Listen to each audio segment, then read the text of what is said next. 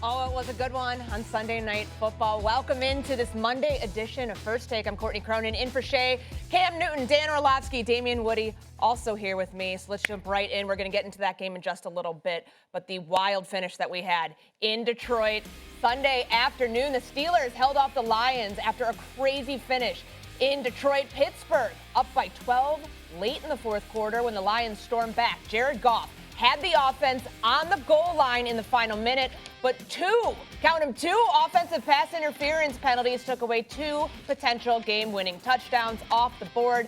The 29-24 loss pushed Detroit to the brink of elimination. Here's Aiden Hutchinson and Jared Goff on that wild ending.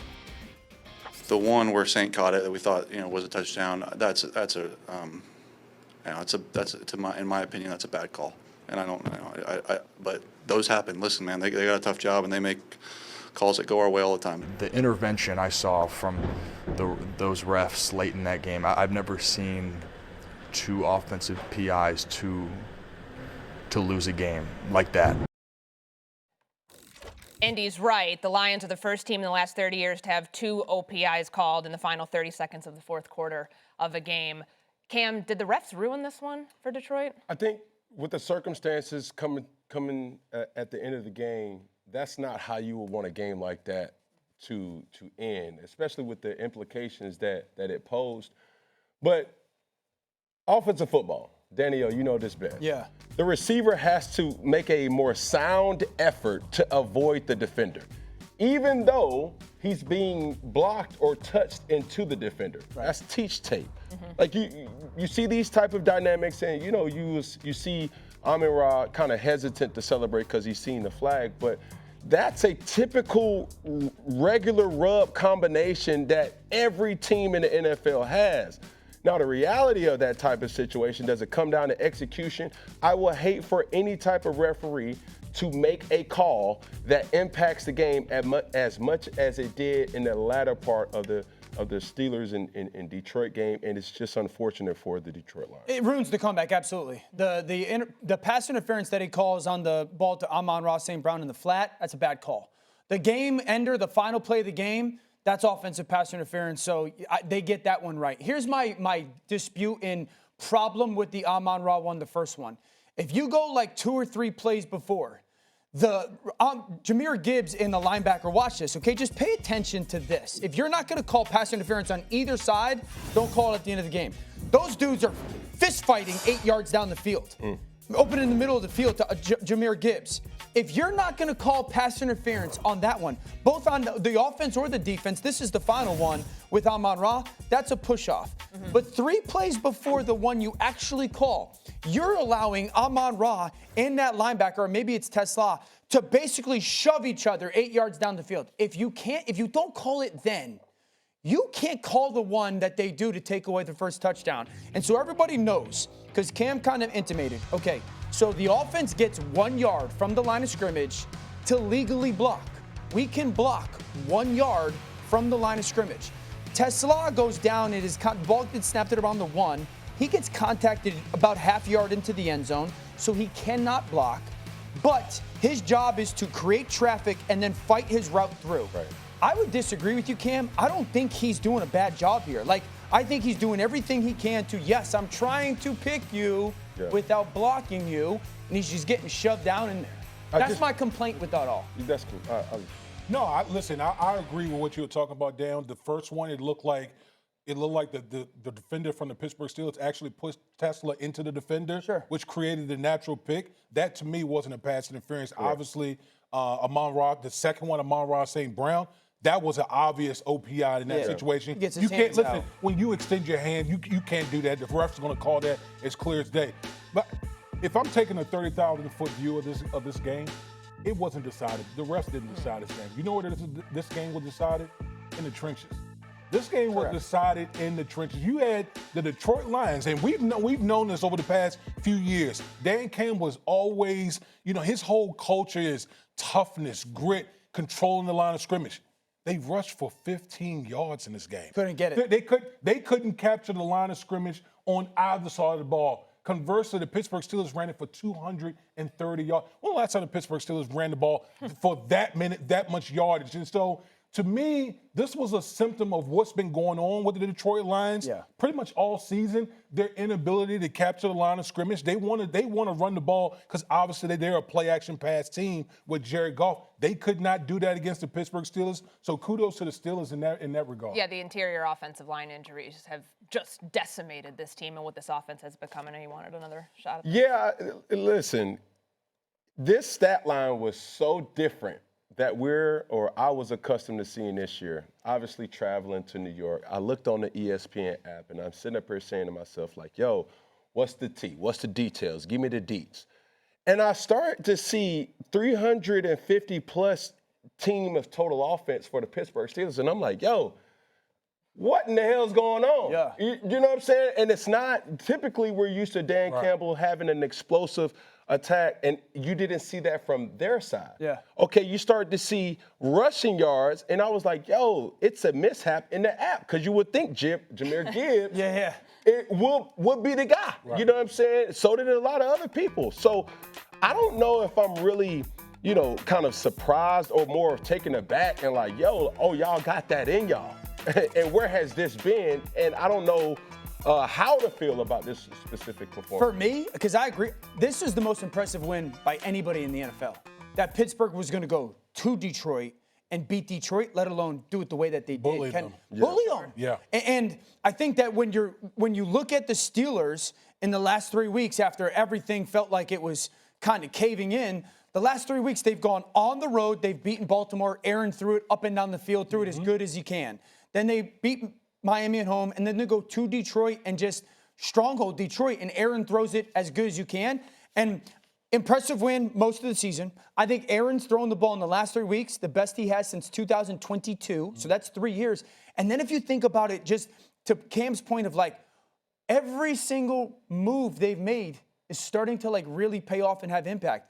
Adam Thielen, every time he throws the ball to Adam Thielen, good things happen. Yeah. And then all of a sudden, Warren rip off the big run. Kenneth Gainwell's become one of the biggest chess pieces in football. He's been huge for Jonnu Smith is dominating. DK Metcalf every week catches 2 back shoulder fades down the sideline for 25 yards. And I'm just sitting there going, man, Pittsburgh, if Pittsburgh can do on first down what Pittsburgh has done on first down over the past couple weeks, they can win a playoff game. There's no question. Well, that's a great place to go here because what we've seen from the Pittsburgh Steelers offense, you mentioned Aaron Rodgers, 266 yards passing, a touchdown yesterday, all of the contributions. Is this offense here to stay? Is this fool's gold or is this real, Cam? Fool's gold. I ain't gonna lie to you. And we haven't. Believe what you see. Huh? How many times you've heard that as a quarterback? Yeah. Hey, believe what you see. If the safety's coming down, hey, bro, it's one high safety. Yeah. Or where's the other safety? Yeah. Okay, if it's not one high safety, it's 0 blitz. Believe what you see. What we've seen, through Pittsburgh or from Pittsburgh all year has been the inability to consistently move the football. And they go in spurts, right? You'll have these type of performances. This is the first time we've had this type of performance. But it's like, where's DK? Where's Jonnu? Okay, where's Game? And then you see the frustration mounting from Aaron Rodgers. And I'm a fan. I want to see them succeed because there's so many reasons to root for them. You got, Mike Tomlin, who's just that guy who just won't quit. Like, bro, no, I refuse. Then you see a team that had a special teams blunder at the end where it's like, yo, That's a can't miss, and you miss it, and they still find the ways to win. So moving forward, it's like, okay, do you believe that they could perform against a Denver Broncos team? Now you start to see the matchups, the Jacksonville Jaguars team. Okay, now you start to see the LA Chargers. These type of matchups are now the reason why I'm saying it's fool's gold because that's where we are. I think that here's the thing. When you have momentum at a certain point in the season, it can be a very dangerous thing. You talk about the last 3 weeks, Baltimore, Miami, and then Detroit. I've seen in all 3 of those games, Aaron Rodgers and company playing their best football in all 3 of those games. Okay, their rushing attack. Kenneth Gainwell, to me, has been maybe the unsung hero in that offense. There's no doubt. He's been playing just phenomenal football. And Aaron Rodgers, you know, it's a great point you brought up about Aaron Rodgers. Aaron Rodgers, first of all, throughout his career, Aaron Rodgers has done something that you always need to do in the postseason: take care of the football. Yeah. He takes care of the football. But more than that, he's putting the team in the right positions on offense, getting them in and out of plays that's advantageous for the Pittsburgh Steelers. And his arm is still lively at the age of 41 years old. Listen, in the AFC where there's no dominant team in the AFC, don't sit here and tell me that right now a team coached by Mike Tomlin with Aaron Rodgers and the way they're operating, particularly at this juncture in the season, can't have damage in the postseason. Absolutely, I consider Pittsburgh a team that could not only win a game, but they could advance deep into the playoffs. Okay, so especially the way you run the ball. I mean, those 230. I can. In the AFC, there's no dominant team. So you think they could run the table? I mean, is it based on the way that they're running the ball right now? Because we know that travels in December and January. Is that how you see it? I will say this from my own experience. Okay, from my own experience, there were teams that I was on, championship teams, where we weren't considered the best team in the field. But it's all about how you enter the postseason. Okay, and for me, the Pittsburgh Steelers, they're entering the postseason the right way. But what? So is Denver. So is Jacksonville. I mean, so I agree that they're playing good football. This is where I'm standing on Pittsburgh. I think they can win a playoff game. Making a deep playoff run, I am not on board with, okay? I will say this. If they can play better run defense the way that they have recently, and TJ Watt is coming back, but the thing that gives me caution is, like, I've watched Buffalo run the same freaking run play after play after play after play after play and do whatever they want. So I know that they have that in their bag as well, too. From an offensive perspective, Cam, you'll appreciate this as well as you would. It all will come down to first down for them. I don't care if it's throwing the ball or running the ball. If they can be good on first down, it does the one thing that they cannot live in. Yeah. Pressure. Yeah. If they have to play in we have to throw at the game, they will not win that playoff game. But if they can be good on first down, which they 6.8 yards on first down, 6.3 yards on first down, 6.8 yards on first down in the last 3 weeks respectively, if they can do that, they're going to be okay. 19 consecutive seasons with a record over 500. All the guy does is win. All right, so things weren't all good for the Pittsburgh Steelers. We know that DK Metcalf was involved in an altercation in the second quarter. Metcalf was seen shoving a fan who was leaning over the railing in the first row. That fan later spoke to the Detroit Free Press, saying that the shove was in response to calling DK by his full name. Late Sunday night, Chad Johnson on his podcast, The Nightcap, revealed that he had spoken to Metcalf, who said that the fan used a racial slur and made an offensive comment about his mother. Metcalf was not flagged for the incident, and the fan was allowed to remain at the game, but the NFL is reviewing this matter. Now, obviously, we have not heard DK Metcalf's true response to this. He didn't speak after the game. He has not spoken about this at the point as of right now. Dan, what's your reaction, though, to how this whole thing played out on Sunday afternoon? Okay, so players, you can't. You have to know better, and he does. You just can't. My honest answer, Courtney, on national television is, I'm probably not the right person to ask if we're living in a world where DK's saying that this person says a racial slur to him. I don't know what that's like, So, I can't imagine experiencing that. And so, yes, part of me is you got to know better, you got to know better, you got to know better. It's easy for me to say you got to know better when I'm not in those type of shoes, you know what I'm saying? So it's I don't know what that is like. Go ahead, Cam. I've been in those shoes. Mm-hmm. I am in those shoes. Everywhere, every time that I walk. Now, there's a line that's drawn. My rule is this. If I see Courtney, if I see Damien, if I see, Dan at the grocery store, corner store, regular life, I can, kind of shove and be jovial and, hey, what about this? Or, I thought you said that. That's cool. Yeah. But a line is drawn from the humanistic side that you can't say that. Do I know what happened? Do I know what took place for DK to react how he did? No. But I have always stood on this principle, no matter the league. You can go to MLB, you can go to NBA, you can go to WNBA, you can go to the NFL. I think we need to bolster the protection because fans are able to do whatever and just fall back on the thought of this is fandom. You can't talk to me like that, bro. I don't care if we're for the last drive of the game. It's their job to distract and to disrupt. That's why the 12th man is so active. Sure. That's why playing in hostile environments, you have edges. But what I'm not going to say is to defend DK Metcalf or to now say something about a fan that I don't know.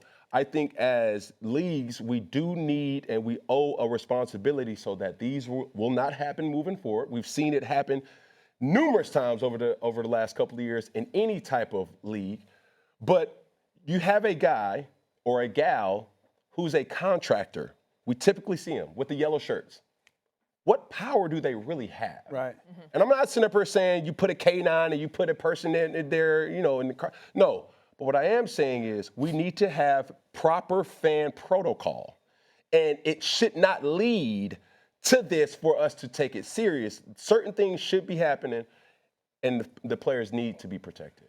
Yeah, I will say this. We've seen, whether it's the NFL, NBA, we've seen incidences between players and fans where the lines have been crossed. And so I feel like leagues have to do a better job with that.